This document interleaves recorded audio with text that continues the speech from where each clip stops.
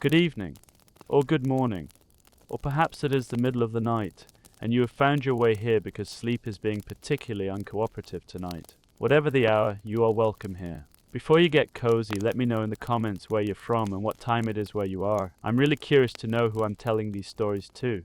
We are going back past the Industrial Revolution, past the Renaissance, past the Black Death, past the Crusades, and settling into a very specific and very ordinary moment in human history. The year is approximately 1250.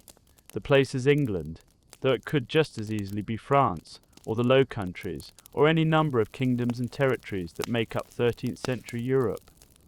We are not going to the castle tonight. We will not be visiting the court of Henry III, nor the great feasting halls where barons and bishops dine on roasted boar and honeyed wine. No.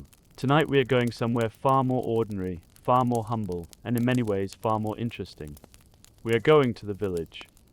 Specifically, we're going to sit down at the table, if you can call it that, of an average peasant family somewhere in rural England in the year 1250. And we're going to examine, in as much detail as history allows us, exactly what they ate, every day, for an entire year. Now, before we begin, a small but important word. The word peasant today carries a slightly dismissive connotation. In 1250, it was simply a description. Peasants were the agricultural workers who formed the vast majority of the medieval population, somewhere between 70 and 90% of all the people alive in Europe at the time. They were farmers, labourers, cottagers, villeins, serfs and freemen. Some owned a little land, most did not. All of them worked. Their relationship with food was fundamentally different from ours in ways that are difficult to fully appreciate. For us, food is mostly a question of preference. We choose what to eat based on what we like, what is convenient, what we can afford, and what we believe about nutrition and health. For the medieval peasant, food was not a matter of preference, it was a matter of survival. What you ate was dictated by what you grew, what the lord of the manor would allow, what the church required of you on which days of the week, and what the weather had decided to do to your harvest that year. There was very little choice involved.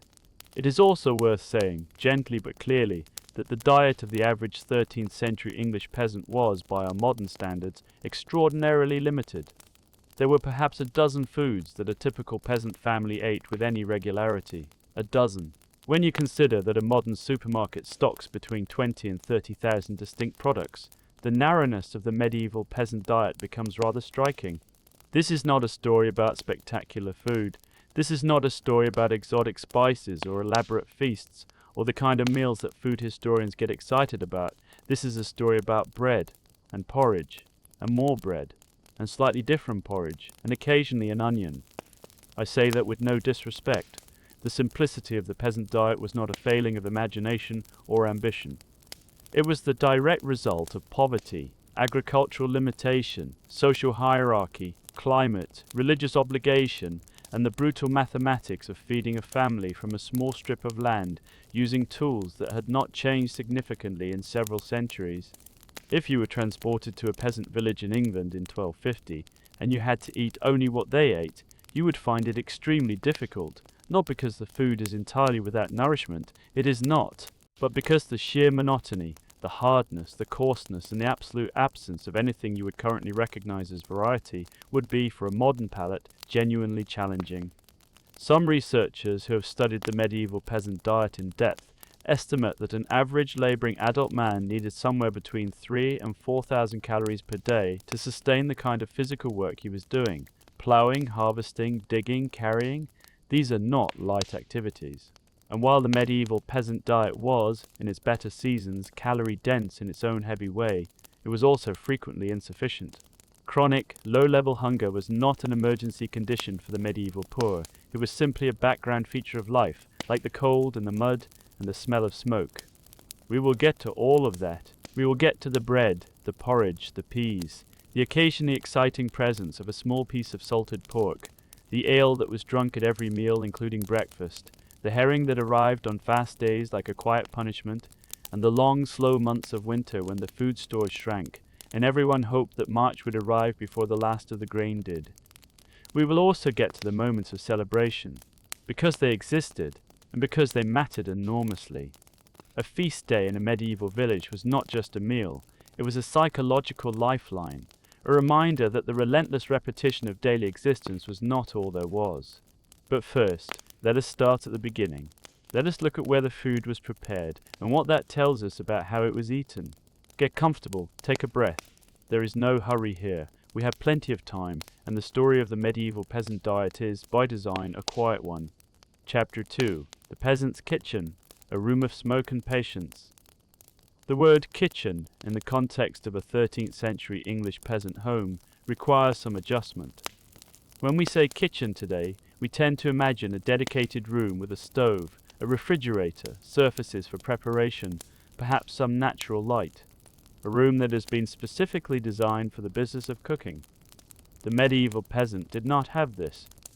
What the medieval peasant had, more often than not, was a single room, one room, and in that one room the family ate, slept, socialized, raised small children, kept their tools, and on particularly cold nights, possibly also housed a few of their animals. The division between living space and working space that we take for granted simply did not exist for most of the rural poor. The defining feature of this room, the thing that made cooking possible at all, was the hearth, not a fireplace in the modern sense set into a wall with a chimney. In the earliest and simplest peasant homes of the 13th century, the hearth was simply a fire built on a raised stone platform in the centre of the room, or sometimes directly on the earthen floor, with a hole in the roof above it to let the smoke out. The smoke did not always cooperate. A great deal of it stayed in the room. This is worth dwelling on for a moment because it shaped everything about the cooking that took place in these homes. The interior of a medieval peasant's cottage was, for much of the year, full of smoke. Not the romantic, atmospheric kind of smoke that we associate with cosy fires in countryside inns. We mean the kind of smoke that irritates the eyes, darkens every surface, and slowly permeates every item of food and clothing that exists in the space. Contemporary accounts describe peasant homes as dark and acrid. Visitors from more comfortable backgrounds sometimes found them nearly unbearable. The peasant family did not find them unbearable because they had never lived anywhere else. Over the hearth hung the pot. This pot, usually made of iron, though sometimes of clay for the poorest households, was the central piece of cooking equipment. In many homes, it was the only piece of cooking equipment. Everything that was cooked in the pot, over the fire, in water or fat. This pot was heavy. A decent iron cauldron large enough to feed a family could weigh 10 or 15 pounds even when empty. It hung on a chain or an iron tripod over the fire, and it swung and smoked and filled the room with the smell of whatever was inside it, which, on most days, was pottage. We will discuss pottage at length in a later chapter. For now, simply know that pottage existed. It was always present, and it smelled of whatever vegetables happened to be growing in the garden at that time of year. The other items in the medieval peasant kitchen were few. A wooden board for kneading bread dough, one or two clay or wooden bowls, shared, not individual, a wooden spoon, perhaps a knife, though knives were expensive enough that not every family had one of good quality, a jug for ale, a bucket for water, which had to be fetched from the village well or stream every day. There were no tables in the modern sense. Meals were eaten from a plank balanced on trestles, a board, which is why we still say room and board when talking about accommodation and meals. The board was set up for meals and taken down again afterward. There were no chairs. People sat on stools or benches or on the floor. There was no storage space as we would understand it. Food that needed to be kept, a sack of grain, a crock of salt, dried peas, the occasional piece of preserved meat, was stored in the corner of the room or in a small outbuilding if the family was prosperous enough to have one. There was no refrigeration. There were no ice boxes. There was simply the ambient temperature of the room, which in summer could become warm enough to accelerate the spoiling of food with uncomfortable speed. This is one of the reasons that peasant cooking techniques were so heavily weighted toward fermentation, drying, salting, and boiling, all of which either preserved food or killed the bacteria that would otherwise make it dangerous. It is also one of the reasons that so much of the peasant diet consisted of items that did not spoil easily: dried grains, dried legumes, salt fish, hard cheese, foods that could sit in a corner for months without becoming immediately lethal. There was no running water in the peasant kitchen. All water came from outside, carried by hand, in whatever vessel was available. The well was a communal resource, typically in the centre of the village, owned or controlled by the lord of the manor. In winter it might freeze. In drought years it might run low. Water was not the abundant, frictionless resource we now treat it as. It had to be managed. Some water, particularly in spring, was not entirely safe to drink. We will talk more about what the peasants drank in place of water when we reach that chapter. For now, simply note that the kitchen of the average 13th century English peasant was a smoky, dark, low-ceilinged room with a single large pot, a fire that never quite went out, and an ingenuity born entirely of necessity. If you had been transported into that room and asked to prepare a meal from what was available, you would probably have found it very challenging. But the peasant family found it perfectly normal. This was their kitchen, this was their life, and they had, over generations, developed a set of cooking practices and food traditions that made the most of what they had, with a quiet efficiency that is, in its own way, rather impressive. Now let us look at what happened at the beginning of the day. Chapter 3. The morning meal, or the absence of one. The 13th century English peasant's day began before sunrise. In winter, this meant getting up in complete darkness. In summer, it meant getting up very early indeed. Agricultural work was organized around daylight. There was little point in being in a field you could not see, and so the peasant family rose with the sun or slightly before it, depending on the season and the urgency of the work. On most days, the first thing that happened was not breakfast. The concept of 3 meals a day, breakfast, lunch, and dinner, is so deeply embedded in modern life that it is difficult to imagine a different arrangement. But the medieval peasant typically ate 2 meals per day, not 3. The main meal was eaten sometime in the late morning or around midday, when the heaviest work of the day had either been done or was about to begin, and the labourer needed fuel. A lighter second meal was eaten in the evening, at or after sunset, when the work was done. The morning period, from rising to the midday meal, was often spent working on an empty stomach, or nearly empty. Perhaps there was something left from the previous night, a heel of bread, some cold pottage. Perhaps the fire was being rekindled and the pot was not yet warm. Perhaps there was nothing at all. This is not to say that peasants were always fasting in the morning by design. They simply could not always afford the luxury of a separate morning meal. The amount of food available to the average peasant household was carefully rationed across the year, because the supply was finite and the need to make it last from one harvest to the next was constant. Eating an extra meal every day would accelerate the depletion of those stores. What some households might have had in the morning was a small cup of ale and a bit of hard bread. Ale was relatively cheap to produce, and its caloric content could take the edge off hunger for an hour or two. The bread would have been yesterday's bread or the day before's, because fresh bread every morning was a luxury of the well-off.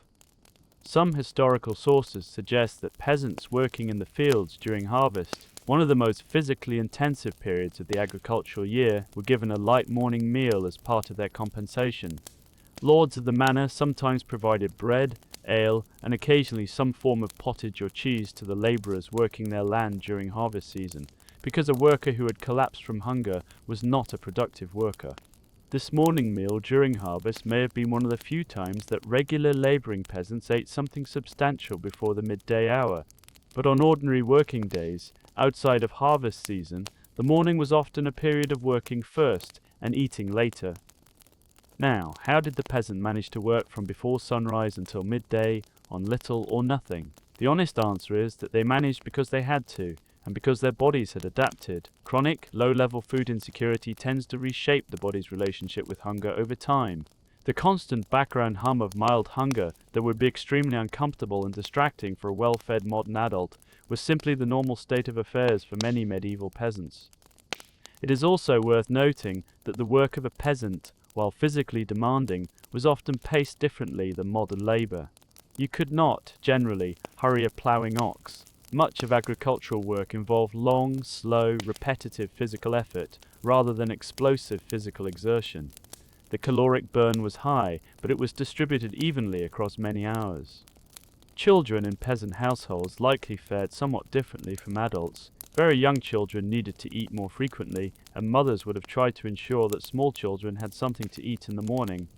But as children grew old enough to work, and in the 13th century, children began helping with agricultural tasks from around the age of 5 or 6, they gradually joined the adult rhythm of eating later in the day.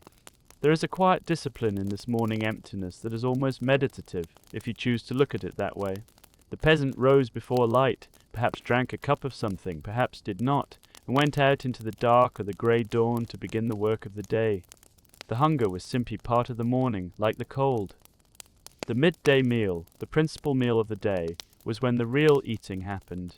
That is what we will turn to next, as we begin to explore the actual contents of the medieval peasant diet, starting with the single most important food in the entire world of the 13th century English poor: bread. Chapter 4. Bread, the foundation and the problem. Bread. Let us talk about bread. If there is a single food that defined the existence of the medieval English peasant more than any other, it was bread. Not wine, not ale, not meat, not vegetables. Bread. Bread was the foundation of almost every meal, the primary caloric source for the majority of the rural poor, and the measure by which the general quality of life in a given year was often judged. A good harvest meant good bread. A bad harvest meant bad bread, or no bread at all. The bread of the medieval peasant was not the bread you are thinking of right now. It was not the soft, even, lightly golden loaf of a modern bakery. It was not the hearty but pleasant brown bread of a contemporary health food shop. The bread of the 13th century English peasant was something altogether more challenging. To begin with, it was dark. Very dark, because wheat, the grain that produces the lighter, more pleasant bread that medieval nobles and wealthy burghers preferred, was expensive. It required better soil, more careful cultivation, and more processing after harvest than coarser grains. Wheat flour, finely milled and sifted, was not what most peasants baked with.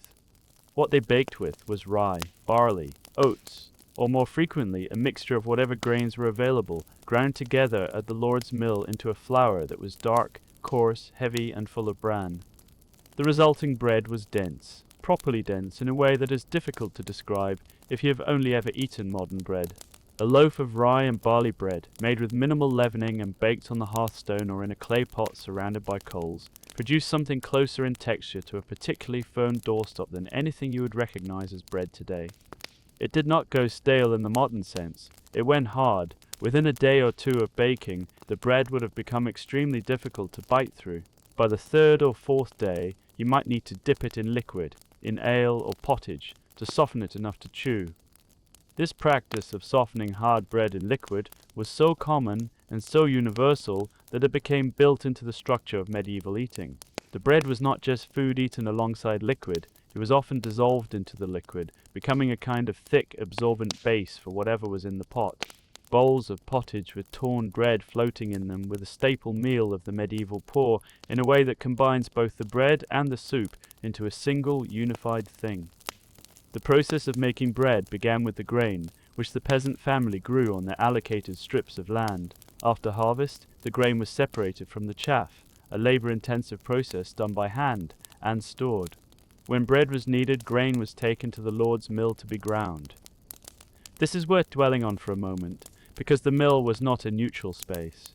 Under the feudal system, the lord of the manor had the legal right to require all peasants within his territory to use his mill to grind their grain. And the miller, who ran the mill on the lord's behalf, charged a portion of the grain called multure for his services. The amount varied, but could be as high as 1/16 of the grain being ground. The miller was thus a figure of some ambivalence in the medieval village. He had something that most peasants did not have, a steady income and a measure of economic power, and he was not always believed to be scrupulously honest about the multure he took. Geoffrey Chaucer, writing about a century after our period, includes a miller in his Canterbury Tales who is explicitly described as a thief. Whether or not the local miller was actually stealing grain, the perception that millers skimmed more than their due was widespread. The peasant who took a sack of grain to the mill and got back rather less flour than seemed entirely reasonable was not in a position to complain very effectively. The mill was a monopoly. Once the flour had been obtained, however much or little it turned out to be, it was brought home. Bread making was, in most peasant households, women's work. The flour was mixed with water, kneaded, and, if the household had access to a leavening agent, left to rise. Leavening was done with a piece of dough saved from the previous batch, allowed to ferment and capture wild yeast from the air. This sourdough method worked, but it was unreliable. Many peasant loaves were unleavened or only slightly risen. They were flat, heavy, and chewy. They were baked directly on a hearthstone that had been heated by the fire, or in a clay pot surrounded by coals, or in a communal village oven if one existed. The results were variable. There is one more aspect of medieval peasant bread that deserves mention, and it is perhaps the most unsettling of all. The rye grain that made much of the peasant's bread was susceptible to a fungal infestation called ergot, Claviceps purpurea, to give it its formal name. Ergot-infected rye produced dark, damaged kernels that were difficult to distinguish from healthy grain, particularly after milling.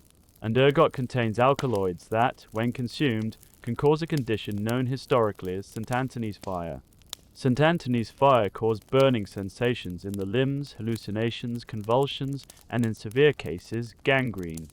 There were periods in medieval European history when entire villages appeared to go mad simultaneously, dancing in the streets, seeing visions, suffering burning and writhing, and the cause was most likely ergot-contaminated bread.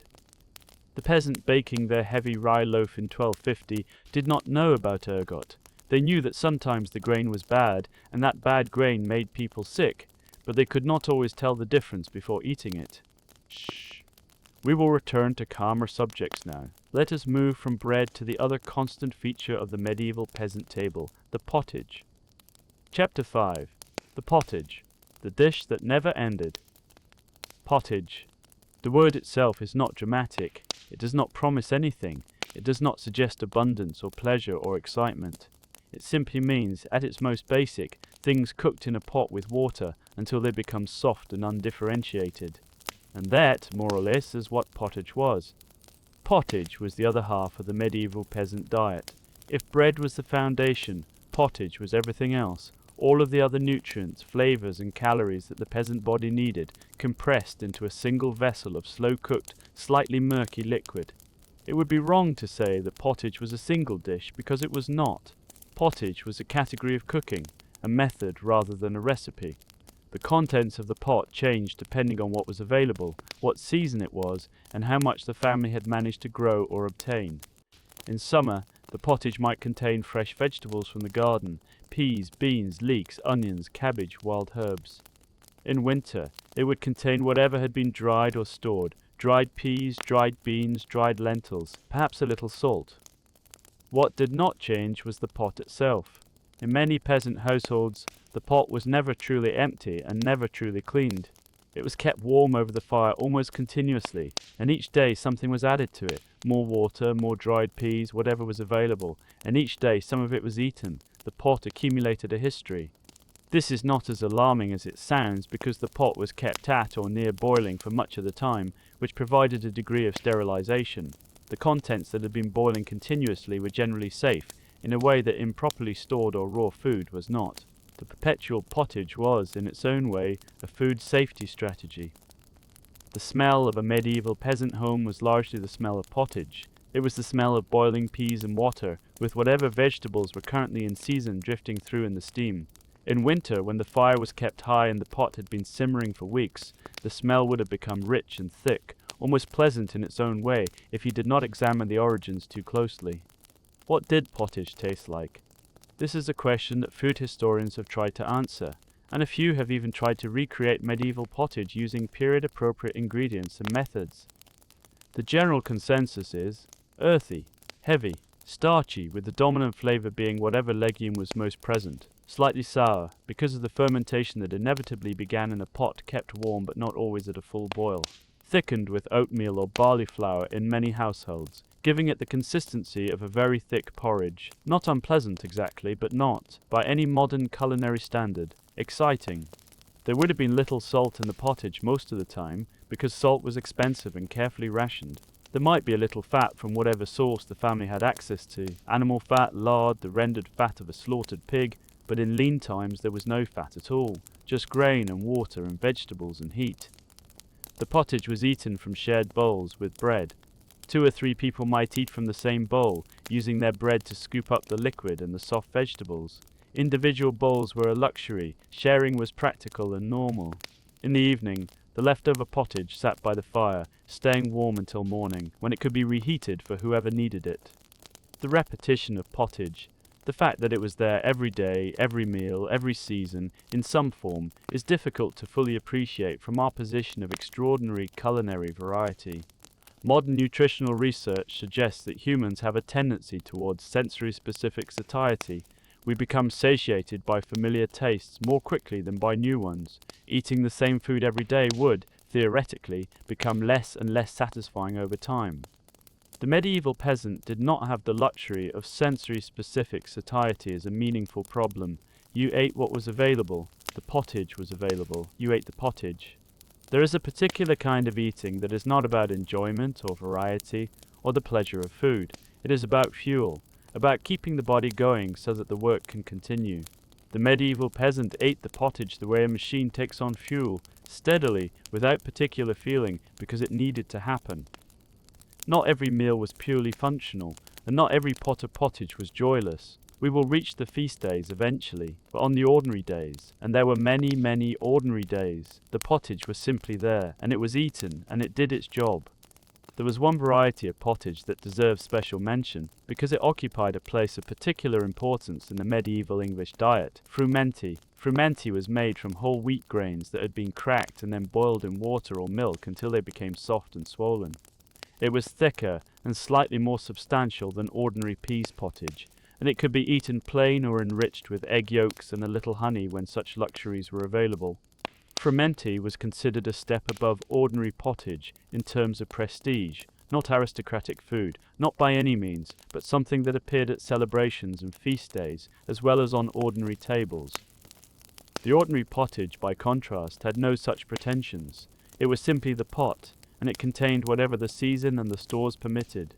In high summer, a cook with a productive garden might add fresh peas directly from the pod, a handful of leeks, some young cabbage leaves, a sprig of parsley, and a piece of bone from a joint eaten the week before, which would have long since given up whatever flavour it had to offer, but remained in the pot out of a kind of culinary stubbornness. The sound of the pottage simmering, the slow, steady bubble of a pot that never quite boiled and never quite rested, was the sound of the medieval peasant kitchen. It was the background noise of daily life, as constant as the creak of the cottage timbers and the distant sound of animals in the yard. The smell of it settled into the walls, into the clothing, into the hair of every person who lived in that house. You would have known, entering a medieval peasant cottage, that pottage had been cooked there, not recently, always. Let us now look at what went into the pottage, by examining the vegetable garden that provided much of the pottage's contents. Chapter 6. The garden, onions, leeks, and the humble pea. Every peasant household that had any land at all kept a garden. Not a decorative garden, not a flower garden or a pleasure garden, but a kitchen garden, sometimes called a toft in the English medieval context, situated immediately adjacent to the cottage, in the small enclosed plot of ground that came with the household's tenancy. This garden was not large. The average kitchen garden of a modest peasant household might have been something like a quarter of an acre, or even smaller. But within that small space, the peasant family grew a surprisingly important range of plants, the plants that provided the majority of the flavouring and a significant portion of the nutrition in the daily pottage. The most important vegetable in the medieval peasant garden was probably the pea. Peas, dried peas specifically, were a staple of the 13th century diet in a way that modern people rarely appreciate. Dried peas were a crucial source of protein at a time when meat was rare, and they could be stored for months without spoiling. They were dried at harvest and kept through the winter. They were boiled into pottage, ground into flour, or simply soaked and eaten as a thick, starchy porridge. Peas pottage, the dish made from boiled dried peas, was so common and so omnipresent in the medieval English diet that it gave rise to a nursery rhyme that we still know today: peas porridge hot, peas porridge cold, peas porridge in the pot, 9 days old. Chuckle. That rhyme is not a piece of charming whimsy. It is a description of everyday life. Beans were equally important, specifically the fava bean, or broad bean, which was the dominant bean species in medieval Europe before the introduction of New World beans in the 16th century. Fava beans are large, robust, and nutritious, and they grew well in the cool, damp climate of medieval England. Like peas, they could be dried and stored, and they formed a vital protein source in the peasant diet. The onion was perhaps the most universally present of all the garden vegetables. Onions grew readily in English soil, stored reasonably well through winter, and added flavour, real flavour, actual flavour, to the otherwise fairly plain base of grain and water that made up most of the pottage. The onion was cheap, productive, and versatile. Where it grew, it was used in almost every meal. Leeks occupied a similar role. In Wales and the northern parts of England, The leek was particularly important, and its cultural significance there persisted long after the medieval period. The leek grew easily, provided flavor, and could be added to pottage at any point in its growth. The young green shoots were edible, as was the white stalk. Cabbage and its relatives were another fundamental element of the peasant garden. The medieval cabbage was not quite the tight, dense head that we grow today. That variety was developed later, but was a looser, leafier plant, closer to what we might call a kale or a collard green. It was hardy, it grew in cool weather, and it could be harvested through much of the year. Cabbage was added to pottage, boiled, and eaten in vast quantities. It was unglamorous but filling. Turnips and parsnips provided bulk and calories, particularly in autumn and early winter when they were harvested, and could be stored in root pits, though root cellar is perhaps too grand a term for what was often a hole dug in the ground, covered with straw, to keep the root vegetables from freezing. Garlic was grown and used, though more sparingly than onion. Herbs, parsley, sage, thyme, mint grew in the kitchen garden and were used to add flavor to pottage. They were not used in the elaborate, carefully measured way of modern cooking. They were added in rough handfuls, by instinct rather than by recipe. Wild plants also supplemented the garden. Nettles, gathered in spring, could be boiled and eaten like a green vegetable. Elderberries, blackberries, wild garlic, watercress, all of these were gathered from hedgerows and fields and stream banks when they were available. The peasant family had an intimate knowledge of what grew around them and what was safe to eat. This was not a hobby, it was a survival skill. The garden also provided certain herbs that overlapped with food use in the medieval understanding of health, where eating the right plants was considered both nutritional and therapeutic. The wise women of the village often had an extensive garden of such plants. Now, all of this vegetable richness was most available in summer and early autumn. By late autumn, most of the garden had been harvested. By winter, nothing was growing. The vegetables that carried the family through the cold months were the ones that had been dried, stored in the root pit, or preserved in some other way. The garden, in short, provided flavour and nutrition in a way that was seasonal and somewhat precarious. When the garden was producing, meals were relatively varied and flavourful. When it was not, the pottage reduced to its bare minimum, dried peas or beans, water, perhaps a little salt, just enough to sustain life. Just enough. Let us now address the food that the modern Western eater would probably miss most immediately: meat. Chapter 7. The question of meat, a rare and precious thing. Let us be direct about this. Meat was not a regular feature of the medieval English peasant's diet. It was not something they ate most days or even most weeks. For the majority of the rural poor in 13th century England, meat was a relatively rare occurrence, something that happened on certain occasions, in small amounts, and that was noticed accordingly. This is, for many modern people, perhaps the most immediately challenging aspect of the medieval peasant diet. We have grown up in a food culture that treats meat as essentially a standard component of most meals. The idea of going a week without meat is, for many people, already a meaningful change. The idea of going months, of eating meat only a few times a year, is something else entirely. But this was the reality for much of the medieval peasant population, and it is worth understanding why. Meat was expensive. Animals were not raised and slaughtered primarily for their meat. They were valued first for what they could produce while alive. A cow produced milk, an ox could plough a field, a sheep provided wool and milk before it provided meat. Killing an animal for its meat was, in economic terms, sacrificing all of its future productive value in exchange for one large but finite supply of food. This meant that the animals most likely to be slaughtered for meat were those that were no longer productive in their primary role. An old ox past its working life, an aging ewe that had stopped bearing lambs and whose wool had grown thin, animals that were slaughtered at the end of autumn before winter because feeding them through the cold months was more expensive than the animals were worth. The meat from these animals was tough, stringy, and needed long, slow cooking to become palatable. It was not the tender, grain-fed meat of a modern butcher's shop. It was the meat of animals that had worked hard all their lives. The pig was something of an exception to this general pattern. Pigs were not work animals. They did not pull ploughs or provide milk. Their primary value was as food. They were also extraordinarily efficient at converting low-quality food into edible flesh. Pigs were often turned loose to forage in woodland areas, eating acorns, roots, and whatever else they could find, and converting it into pork with minimal investment from the peasant family. The autumn slaughter of the pig was a significant event in the peasant household.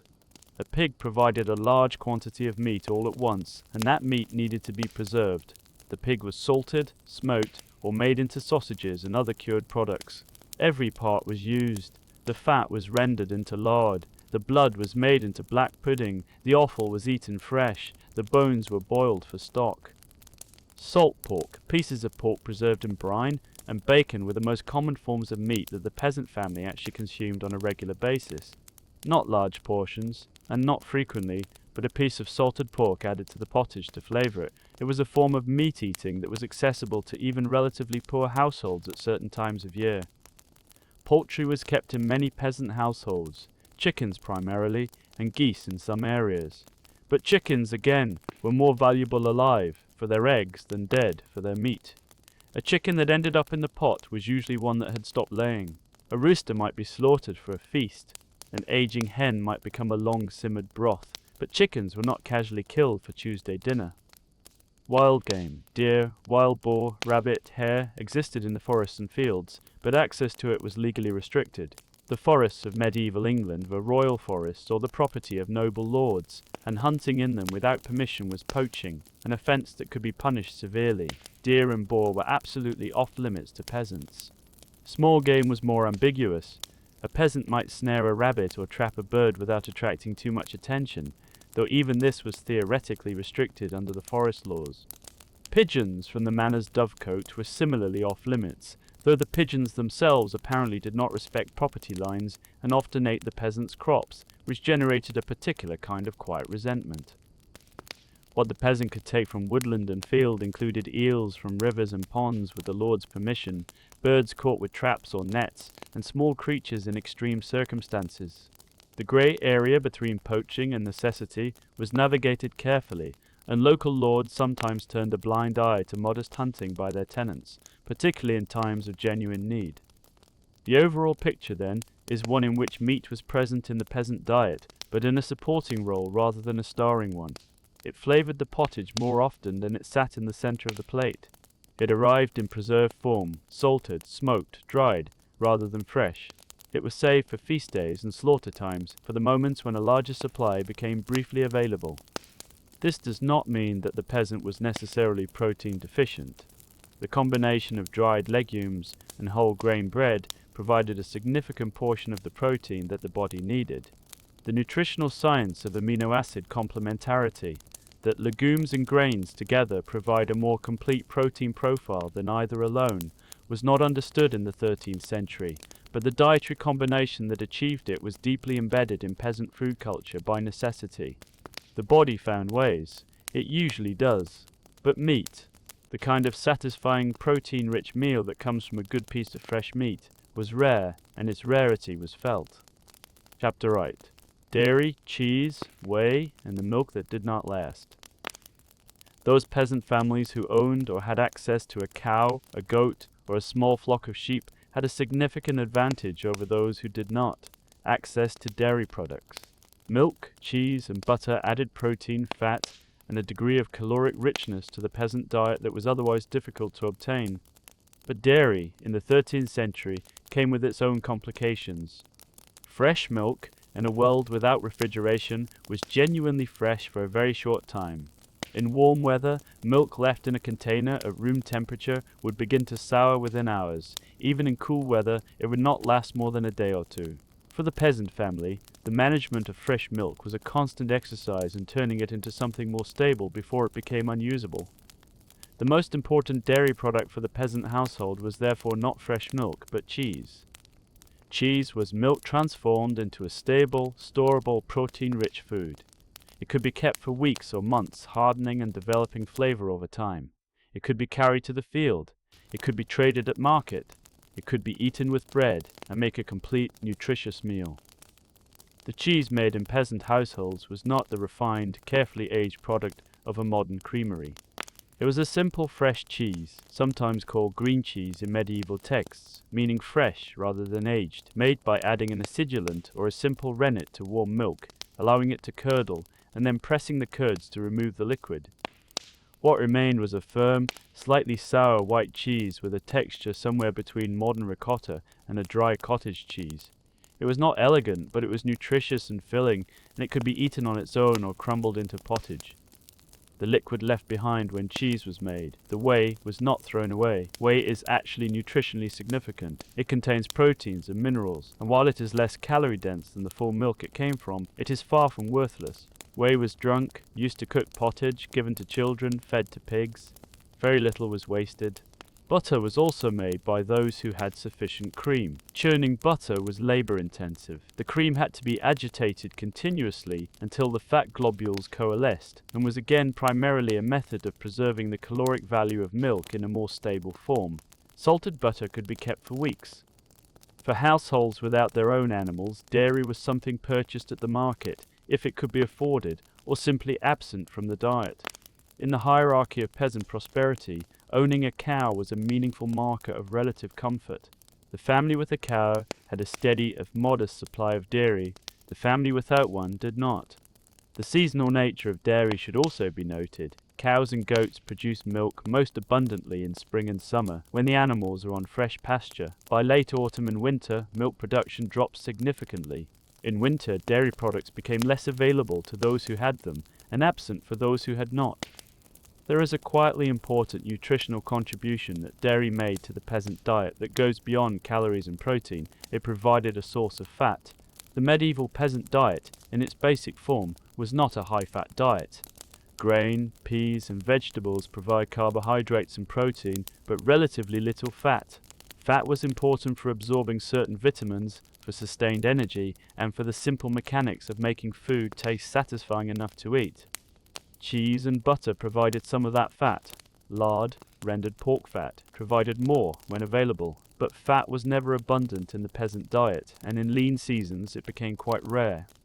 Let us now turn to a food that occupied an odd and important place in the medieval diet, neither fully satisfying nor entirely unpleasant, and that was enormously shaped by the religious calendar of the period.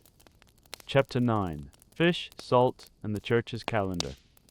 The medieval Catholic Church was deeply interested in what people ate. This was not, primarily, a nutritional interest, it was a theological one. The concept of fasting, abstaining from meat and other rich foods, was embedded in Catholic doctrine as a practice of penance, humility, and spiritual discipline.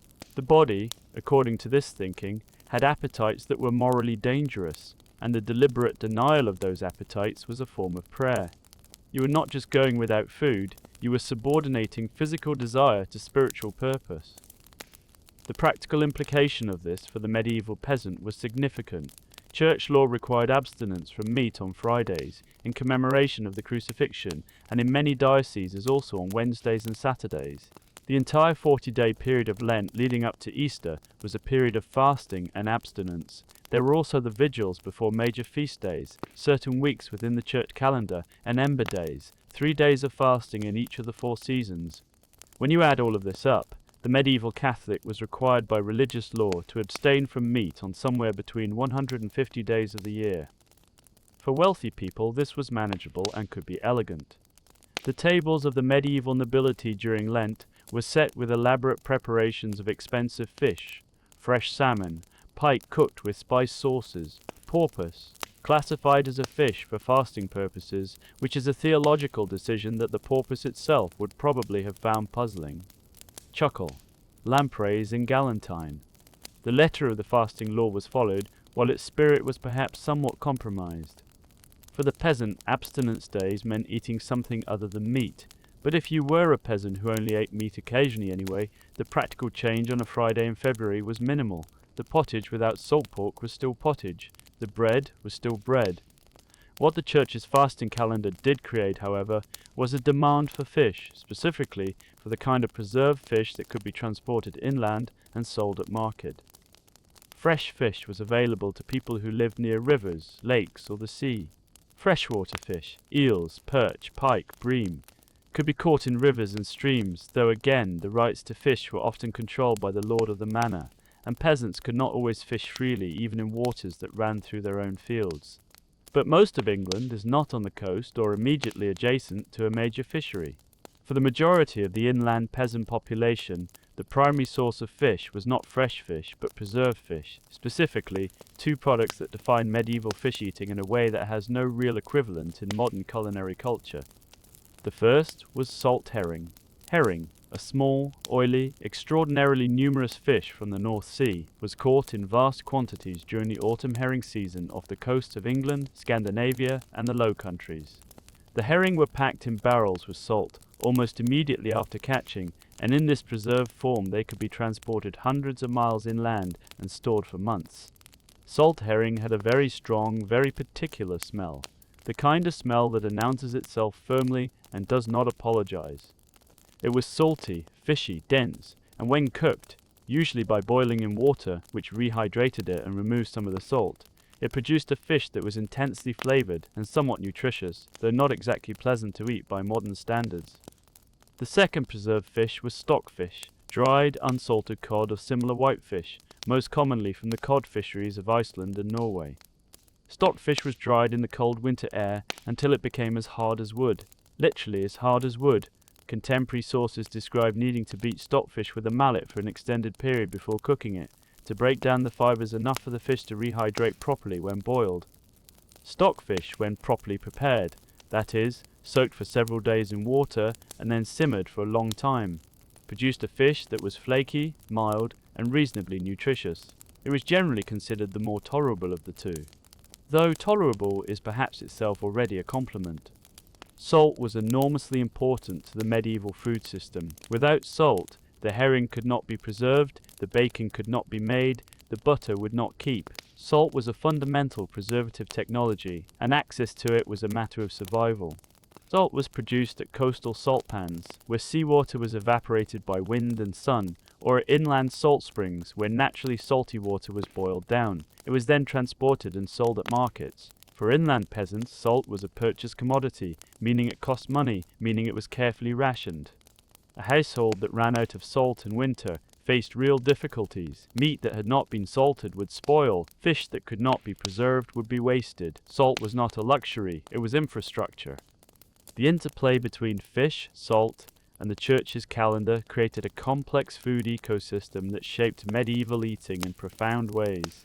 It drove trade routes, created industries, and structured the rhythm of the year. The humble herring barrel moved money and people and culture across medieval Europe. Chapter 10. What they drank, ale, and more ale. Now we arrive at the drink. The 13th century English peasant drank ale, not occasionally, not as a treat, not in moderation particularly. Ale was the primary beverage of daily life for the medieval English poor, consumed at every meal by men, women, and children alike. A grown male labourer might consume somewhere between a gallon and a half of ale per day. Even children drank it, though in weaker versions. This surprises people when they first encounter it. The image of everyone, children included, drinking a gallon of ale per day sounds like a description of a society with a serious drinking problem. The reality is more interesting than that. The ale consumed by medieval peasants was not the strong, hop-bitter beer of modern brewing. It was a very different product. To begin with, it was not hopped.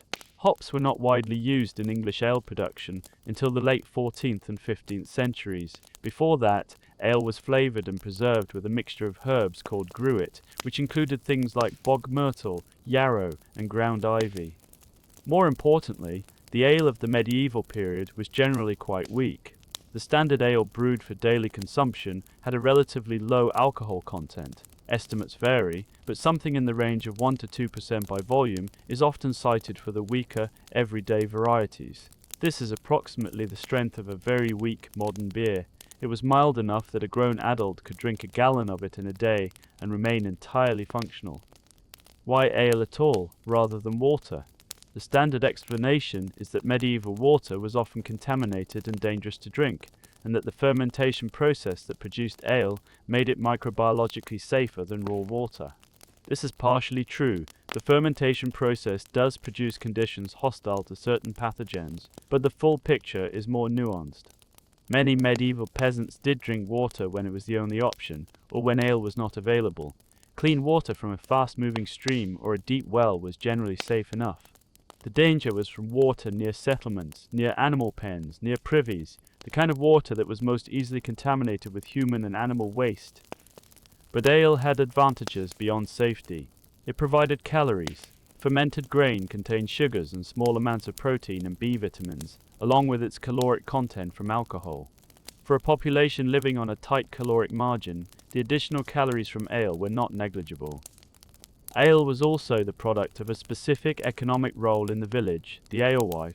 The brewing of ale was, in the 13th century, primarily women's work and was done domestically by individual households for their own consumption and also commercially by women who brewed for sale to neighbours. The alewife, the woman who brewed and sold ale, was a recognizable figure in medieval village life, identified by the ale stake that she displayed outside her home when she had ale available for purchase. Ale spoiled quickly, within a few days of brewing in warm weather, so fresh ale was brewed frequently. The brewing process used grain. Barley was the preferred brewing grain, though others were used, and thus represented a significant consumption of the same grain that might otherwise have become bread. In households where grain was scarce, the choice of how much to brew and how much to bake was a real one. In parts of England where apples grew abundantly, cider supplemented or partially replaced ale as the common drink. In some areas, pear cider, perry was made. In general, any fruit that could ferment was fermented into something drinkable, because fermentation was the primary method of making any liquid shelf stable. Wine was present in medieval England. It was imported from France and other wine-producing regions, and it was used liturgically in church and consumed by the nobility. But wine was expensive, and it was not a beverage that appeared on the peasant table in any meaningful quantity. Water, then, was drunk when necessary, but was not the primary beverage. Ale was the everyday drink, and every morning, when the household rose and began the day, one of the first acts was likely the drawing of ale from the household barrel. It is perhaps worth noting, before we move on, that the experience of drinking multiple cups of very weak ale throughout the course of a long working day would have produced a sensation that modern people might describe as barely noticeable, less intoxicating than a single standard modern drink. The medieval labourer ploughing a field while drinking weak ale was not impaired. The ale was more like a source of mild nourishment, calories and hydration, with the vague added comfort of knowing that whatever was in it, it was probably not going to cause dysentery. Chapter 11. Salt, herbs and the entire question of flavour. We have discussed the foods. Let us now discuss the somewhat theoretical question of how they tasted. The peasant diet that we have described so far, bread, pottage, dried legumes, occasional salt meat, fresh vegetables in season, weak ale, is not, by any modern culinary assessment, a particularly flavourful lineup. The core ingredients are all somewhat subdued. Grain is starchy and neutral. Peas and beans are earthy and mild. Turnips and cabbage are pleasant but not assertive. Without flavour enhancement, the daily diet of the medieval peasant would have been extremely monotonous in taste as well as in content. So what did they use to make it more interesting? The answer is salt, above all, and then herbs, and then whatever they could find. Salt we have already discussed as a preservative, but it was also the primary flavour enhancer of the medieval peasants' cooking. Salt added to pottage or bread made both significantly more palatable. The seasoning of food with salt was universal, but the amount available varied. In households where salt was genuinely scarce, food was undersalted to a degree that would seem bland and unappetizing to modern palates. Herbs from the kitchen garden provided a second layer of flavour. Parsley was used widely and was considered essentially a condiment, something added to food to make it taste better rather than as a primary ingredient. Sage, with its strong, slightly camphorated flavour, was used in cooking meats when available. Thyme added warmth and earthiness to pottage. Mint was used for flavouring drinks and some dishes. Wild herbs were gathered from the fields and hedgerows. Wild garlic, whose season of availability in spring was eagerly anticipated, sorrel, a sour and lemony leaf, watercress, and various other plants that added sharpness or bitterness or simply something interesting to an otherwise plain dish. Vinegar, specifically verjuice, the fermented juice of unripe grapes or crab apples, was used as an acidulant in cooking, adding sharpness and helping to balance flavours. It was also used as a preservative in some preparations. Mustard seed was grown in kitchen gardens and used as a condiment. Ground mustard mixed with vinegar, essentially a crude ancestor of modern mustard, was a relish for meat that appears in medieval sauces with some frequency. It was one of the few condiments that was genuinely accessible to peasants rather than reserved for the rich. The exotic spices that appear so prominently in medieval accounts of aristocratic cooking, pepper, cinnamon, ginger, cloves, nutmeg, saffron, were not available to the average peasant. These spices came from the east, travelling long trade routes from India and the Spice Islands through the Middle East and Mediterranean to Europe, and they were extraordinarily expensive by the time they arrived in an English market. Pepper, which we now regard as one of the cheapest and most ordinary condiments in the kitchen, was expensive enough in the medieval period that it was literally used as currency in some transactions. Debts could be paid in pepper, rents could be settled in pepper. A few peppercorns were a meaningful luxury. The peasant cooking without pepper did not feel that they were missing something that should be accessible. They simply flavoured food with what they had: salt, herbs, vinegar, mustard. On a full stomach, with a cup of ale and a garden's worth of herbs available, the pottage could be made into something genuinely satisfying, not elegant, not sophisticated, but honest and warming and present. The quiet art of medieval peasant cooking lay in this constrained improvisation, making the most of very little, coaxing flavour from salt and herbs, and the slow, deep warmth of a pot that never went cold. It was not glamorous cooking, but had fed a continent for centuries. Chapter 12. The Seasonal Calendar, when everything changed.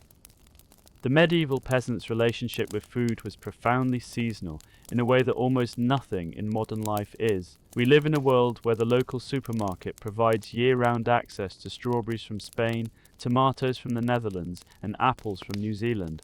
The idea of waiting for a specific food to come into season, really waiting, with nothing available before then, is foreign to most modern consumers. For the 13th century peasant, the season was everything. Let us walk through the year. Spring began with what historians of the medieval poor call the hungry gap, the period from roughly February through April, when last year's stores were running low and this year's crops had not yet grown. The peas and beans saved from the previous harvest might be nearly gone. The salt meat from the autumn slaughter was dwindling. The kitchen garden had not yet produced anything edible. The days were lengthening, but the ground was still cold. The hungry gap was the most precarious time of the year for peasant food security. In bad years, years of poor harvests, or years that followed a bad harvest, the hungry gap became genuinely dangerous. People weakened by months of inadequate food were more vulnerable to illness. The very old and the very young were at greatest risk. What kept people going through the hungry gap was, primarily, the grain that remained in storage, the bread grain and the brewing grain, and whatever could be found in the wild. Spring was the season of the first edible wild plants, nettles, which appeared early and were gathered enthusiastically and boiled into a green, slightly stringent pottage, wild garlic shoots, the first green leaves of various hedge plants. As spring progressed, the garden began to produce. The overwintered leeks could be harvested. The first peas and beans planted in early spring began to grow. The world went from brown and grey to green, and with the green came food. Summer was relative abundance. The garden was producing cabbages, peas, beans, onions, leeks, herbs. There was fresh green food. The ale was being brewed regularly. Dairy production was at its peak. The work was brutal. Summer was the season of the heaviest agricultural labour, but the food was better than at almost any other time of year. Autumn was the pivot. Harvest time was the central drama of the agricultural year. Everything led toward it, and everything depended on it. The grain was cut, threshed and stored, the pigs were fattened, the root vegetables were harvested and pitted. Apples were gathered and pressed for cider in the cider-growing regions. Beans and peas were dried. Everything that could be preserved was preserved. The Feast of Martinmas, the 11th of November, St. Martin's Day, was the traditional time for the autumn slaughter. The animals that could not be fed through the winter were killed, processed, and salted. This was one of the great culinary moments of the peasant year. Fresh meat was available, more than at almost any other time, and the household ate well for a few days before the preserved products went into storage for the winter. Then came winter. Winter was the slow diminishment of everything. The daylight shortened, the fields were bare, the animals were in their byres, consuming fodder. The fire burned higher to keep the cold out, but the fuel had to be conserved too. The food in storage was eaten carefully, ration by ration, with a constant background calculation of how many months remained until the next harvest and whether there would be enough. A good harvest year meant comfortable winter stores. A mediocre harvest meant careful eating. A bad harvest meant genuine hunger, and a series of bad harvests meant famine. We will reach famine in its own chapter. For now, simply hold this image, the medieval peasant family deep in winter, eating their carefully rationed bread and pottage, watching the food in the corner of the room slowly decrease, waiting for spring. Chapter 13. Feast days, the light and the monotony. We have spent considerable time on the ordinary days. Now let us spend a little time on the extraordinary ones. The medieval calendar was punctuated by feast days, celebrations of saints, holy events, and seasonal moments that broke the regularity of the agricultural year and provided occasions for eating, drinking, gathering, and celebration. These days were important not just as religious observances, but as social and psychological ones. In a life of considerable hardship and repetition, the feast day was the moment when things were different, when food was better, when the work stopped and the celebration began. Christmas was the grandest of these occasions.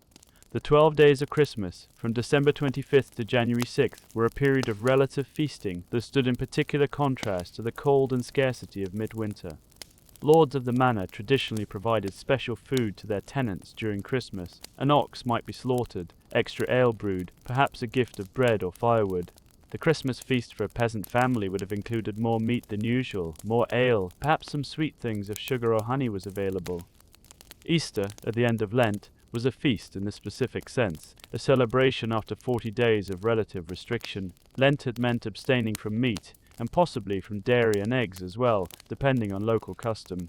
The Easter feast thus brought the return of these foods with the added pleasure of contrast. Eggs had accumulated during Lent when they could not be eaten, and were now available in abundance.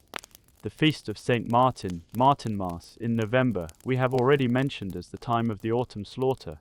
But it was also a drinking occasion. New ale brewed from the autumn grain was ready to be tapped. The household drank and ate fresh meat and marked the transition into winter. Village celebrations also surrounded the agricultural calendar. Plough Monday in January, when the ploughing season was symbolically begun, May Day and midsummer celebrations, Harvest Home, the feast that marked the successful completion of the harvest, often paid for by the lord of the manor as a reward for his labourer's work. At these moments the food was different, more substantial, more varied. There might be roasted meat, real roasted meat over an open fire, rather than the bits of salted pork simmered in pottage.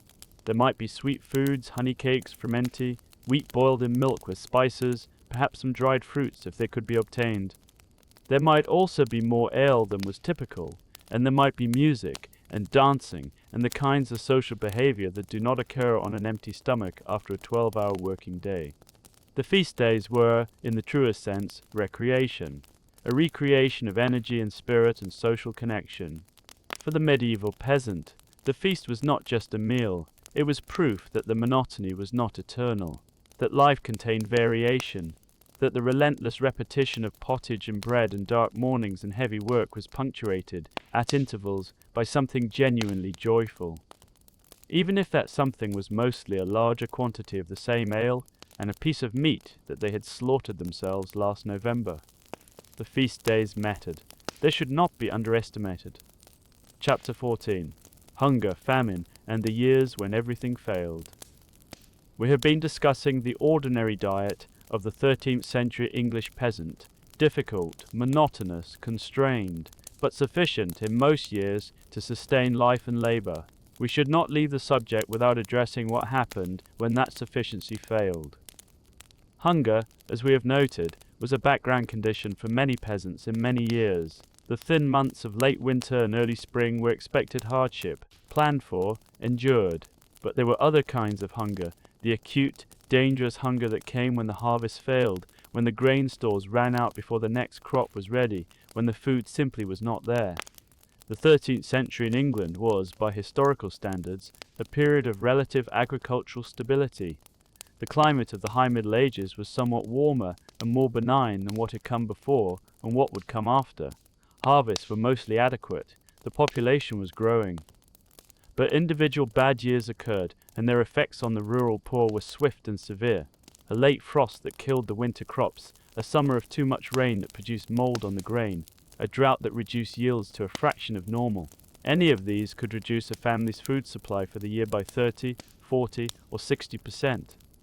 When the food ran short, the first strategies were ones of substitution and reduction. The bread became coarser, with more bran and less flour. Legumes that had been earmarked as seed for next year's crop were eaten instead. Wild foods, bark, roots, grasses were gathered. People sold or slaughtered animals they had intended to keep.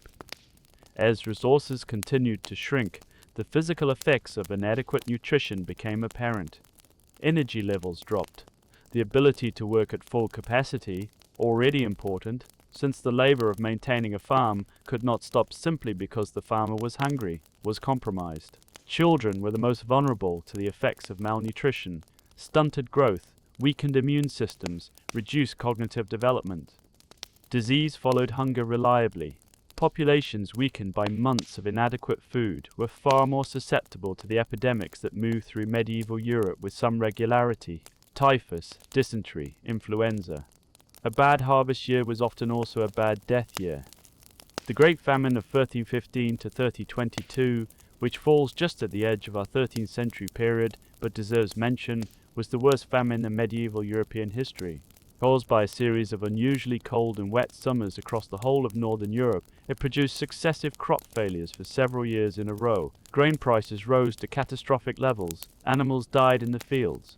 The poor ate grass and tree bark, and, according to some contemporary accounts, things considerably worse. It is estimated that the Great Famine reduced the population of northern Europe by 10 to 25% over the course of those 7 years.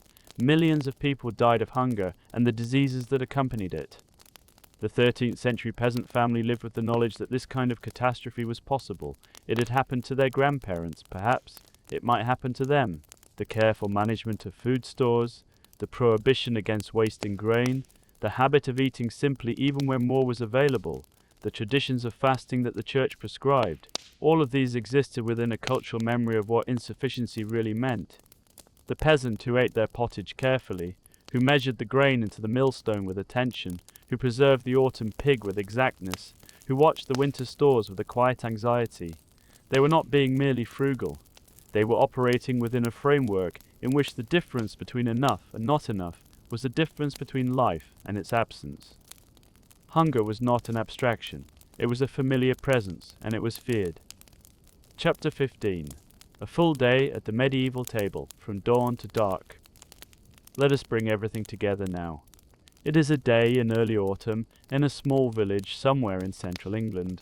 The year is approximately 1260. The harvest is recent, finished just a few weeks ago, and so this is one of the more comfortable periods of the agricultural year. The stores are full, or as full as they are likely to be. The winter is coming, but it has not arrived yet. The peasant household we are visiting consists of a married couple and 3 children, the oldest of whom is about 12. They have a small cottage, a strip of land in the common fields, a kitchen garden, 2 pigs, a small flock of chickens, and, a mark of modest prosperity, a single elderly cow. The day begins before sunrise. The husband rises first and tends the fire, which has been banked overnight but not extinguished. The children sleep on while the adults begin to move. The pot, which has been quietly warm all night, is checked.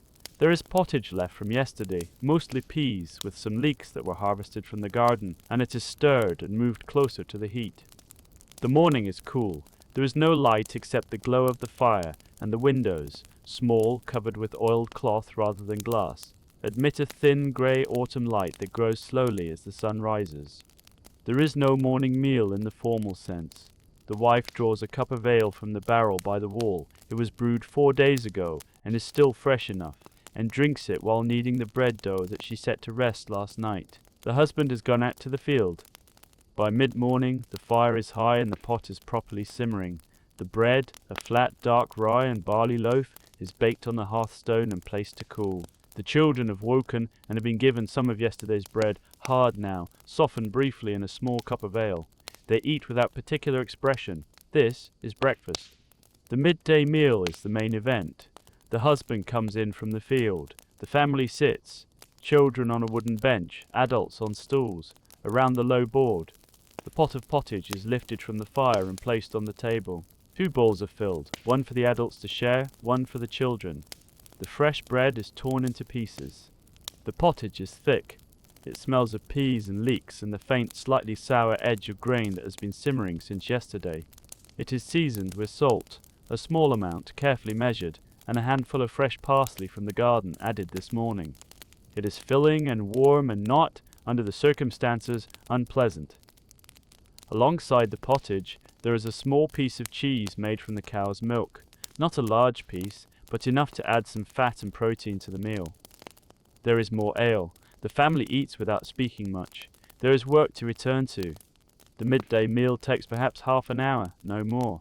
The bowls are wiped clean with the remaining bread. The pot is moved back over the fire, more peas and water added, to continue simmering for the evening. The afternoon passes.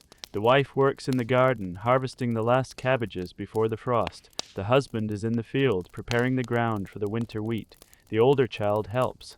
The younger two play in the yard, and are periodically given tasks within their ability, gathering wood, feeding the chickens, carrying water. By late afternoon, the light is already beginning to fail.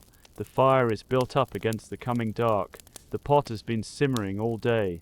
The evening meal is simpler than the midday one, more pottage. It has been cooking all day, and is now thicker, darker, more unified in flavour. More bread, somewhat harder than the morning's loaf, which is now a day old. A small cup of ale each. The family eats in the firelight. The children are tired. The adults are tired. The day has been long and physical and largely silent. There is not much conversation. The fire makes the only persistent sound. After eating, the bowls are wiped out and set aside. The fire is banked again for the night. The family lies down on their straw mattresses, the children together, the parents together, and pulls their wool blankets over themselves. The dog, if there is one, finds a warm spot by the fire.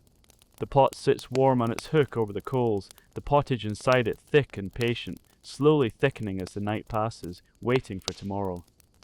This was a day in the life of the medieval peasant table. It was not an extraordinary day. It was a perfectly ordinary day. In fact, it was one of the better ordinary days, being post-harvest and therefore relatively well supplied. In harder months, the pottage would be thinner, the bread coarser, the ale weaker, the cheese absent.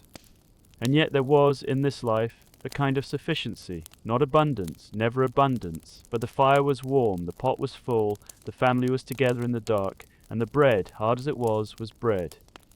The medieval peasant did not, as far as we can tell, spend much time contemplating the limitations of their diet. They ate what they had, preserved what they could, cultivated their gardens with care, feared the hungry gap with a practical and experienced fear, and celebrated the feast days with genuine joy. They were not passive sufferers. They were active managers of a very constrained resource base, and they managed it with a competence born of generations of accumulated knowledge. The pottage was not an accident. The dried peas were not a last resort. The salt herring and the rye bread and the weak ale were the result of centuries of pragmatic human adaptation to the realities of Northern European agriculture, climate, and social structure.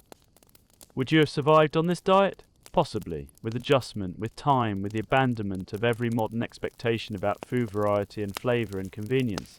Possibly, but it would have taken rather longer than a week. Thank you for spending this time with the medieval peasant at their table. May whatever is waiting for you in the morning be softer and warmer and perhaps somewhat more interesting than peas pottage. Good night.